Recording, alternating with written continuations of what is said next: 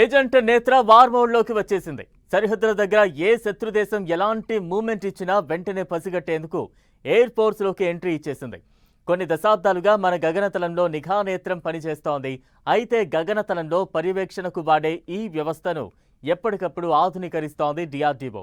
అలా తాజాగా అడ్వాన్స్డ్ టెక్నాలజీతో అప్గ్రేడ్ అయిన Netra air Born early warning and control system రీసెంట్గా ఇండియన్ ఎయిర్ ఫోర్స్లోకి అందుబాటులోకి రావడంతో సరిహద్దు దగ్గర మన నిఘా వ్యవస్థ మరింతగా రాటుదేలినట్లయింది. ఏజెంట్ నేత్రకి ఫైనల్ క్లియరెన్స్. ఇక నింగిలో నిరంతర నిఘా. వార్ రెడీ మోడ్లో ఏజెంట్ నేత్ర. దేశీయంగా DRDO తయారు చేసిన నిఘా నేత్రపు యుద్ధ విమాన వ్యవస్థలు నేత్ర, ఫాల్కన్ యుద్ధానికి సన్నద్ధత అందుకున్నాయి.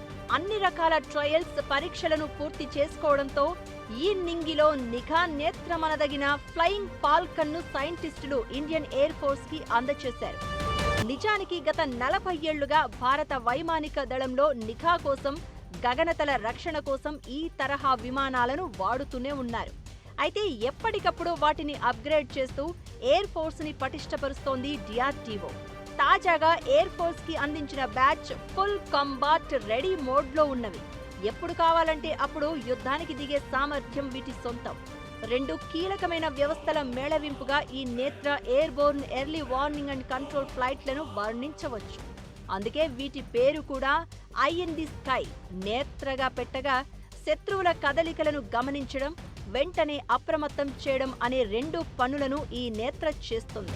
ఏజెంట్ నేత్ర శత్రు విమానాలనైనా, డ్రోన్లనైనా భూమిపై ఉండే రాడార్ పరిధికి దూరంగా దాదాపు 200 కిలోమీటర్ల పరిధి వరకు పసిగట్టగలదు.